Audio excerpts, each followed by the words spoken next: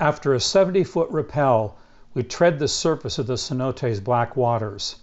The long roots of the tree far above reach down like the fingers of a demon, making their way into the belly of She-bal-bah, the god of death.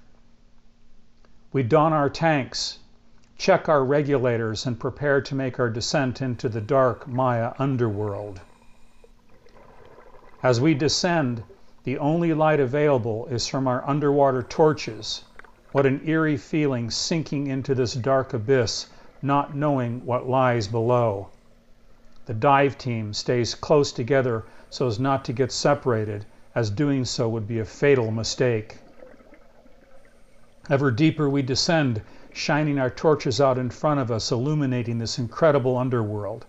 It feels like we're flying through space in an alien atmosphere, or deep under the oceans of a distant moon like Europa.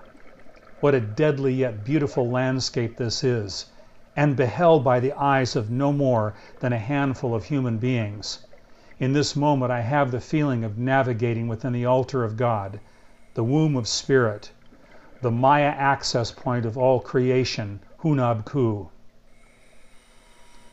At about 80 feet under the cenote surface, we come upon massive limestone stalactites, teeth-like formations 20 to 30 feet tall, hanging silently in the darkness around us like a clan of petrified Maya ancestors, timeless sentries of the soul remaining for all eternity, guarding the sacredness of their underworld dominion.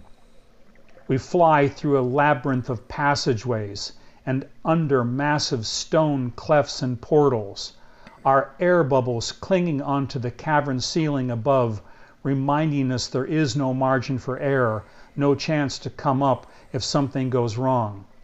And just then I encounter difficulty with my buoyancy compensator. I begin sinking uncontrollably, my mask clutching ever tightly to my face due to the extreme pressure of being at a depth of 100 feet or more. Immediately Memo moves in close, helps me to remain calm, and fine-tunes my buoyancy, and we continue with our explorations. I learned later my BC had filled with water halfway during the dive. Like the pillars of creation, huge limestone towers rise up from the floor of the cenote, massive testaments to the eons of development moving deep within the core of the earth.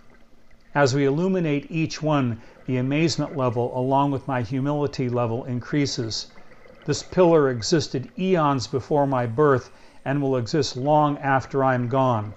It's humbling to remember my small place within the cosmos, something the Maya embraced in their everyday lives, something we can all do if we set aside our preoccupation with our self-importance. Then at our maximum depth of about 100 feet, we come upon an incredible sight. The ruins of ancient structures, human bones, and pottery crafted over 1,000 years ago. As we move in closer, we see an abundance of extraordinary artifacts, including ceramic bowls and totally intact vases laying on their sides, complete with Maya inscriptions etched around their bases. Memo then directs the team to a human skull laying on its left side in the sediment. He asks that we not record it because of archaeological and cultural respect, but suffice to say it was very real and very ominous, clearly pointing to the Maya rituals of human sacrifice.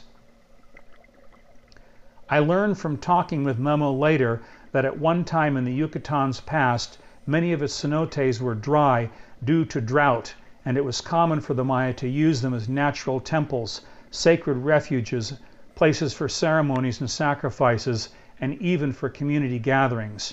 I knew about the above-ground ruins, but had no idea that there was indeed an underworld counterpart to them.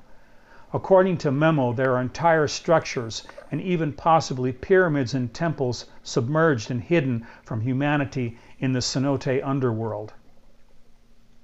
The work Memo and his teams are doing with National Geographic to document the artifacts in cenotes like these is crucial towards understanding the ways of the Maya civilization, as well as forwarding archaeological research here in the Yucatan Peninsula. What an honor to be diving with him and to have the opportunity to witness his extraordinary work firsthand. Next, we scan a deep alcove-like tunnel that extends into the distance, most likely a linkage to other cenotes.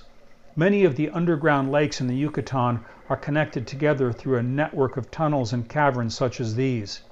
While She-bal-bah calls to us to enter her mysterious passageway, we must resist her temptation as our air supply is running out and we need to make a safe ascent to the surface.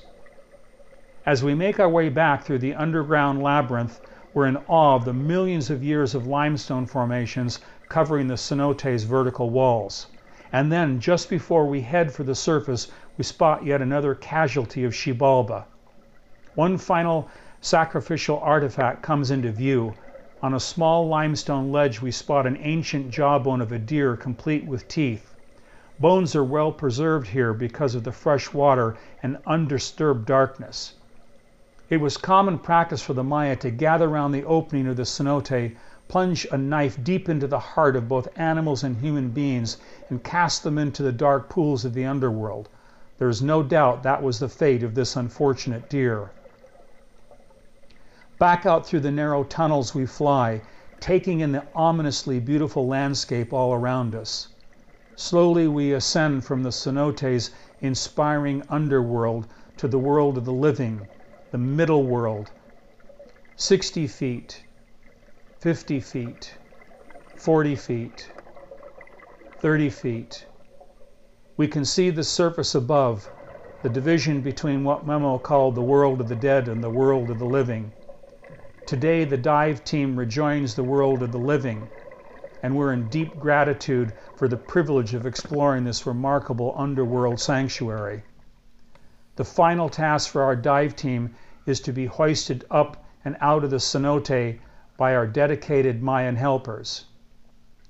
As the rope pulls on my harness and I slowly turn around in midair, and the bright light of the middle world streams upon my face, I'm in deep gratitude for this experience and inspired to continue with our expedition into spirit, and particularly to possibly discover some of the lost secrets and lessons of what the Maya called the grand astrological order, a vast expanse of wisdom spanning their three realms of existence, the underworld, the middle world, and the upper world. What an extraordinary way to begin our expedition. Okay, so that wraps up our cenote dive. That was one of the most remarkable experiences of my life. We survived, and I'm just breathless in terms of what I saw. There was a skull down there, there were ancient bones, there were pieces of what looked like ruins. Truly remarkable sight. So that really sets the tone for the rest of our expedition into spirit here in the Northern Yucatan Peninsula, exploring the sacred world of the Maya. So join us for the next piece of the adventure. Vale. 1, 2, 3. Hasta luego, señoritas! As we leave the sacred cenote, we're inspired to continue our expedition into spirit, exploring the Maya Empire, the first in a series of extraordinary adventures we've captured on video and posted to YouTube. Our dive into the cenote underworld today was an extraordinary beginning for our planned exploration of 5 sacred sites here in the Northern Yucatan Peninsula: Chichen Itza, Uxmal, its sister site Oxkintok, Coba, and finally Ek Balam.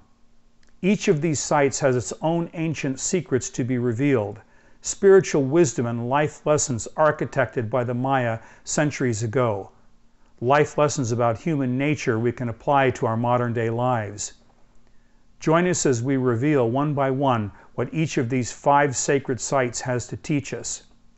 And stay with us as we weave together the 5 life lessons into an extraordinary tapestry of wisdom, a sacred curriculum and spiritual legacy I believe the Maya left for us to discover and integrate into our daily lives. We continue our expedition into spirit now by traveling east across the Yucatan Peninsula to the ruins of Chichen Itza, a huge complex of temples, pyramids, and observatories dedicated to what the Maya visionaries called the grand astrological order.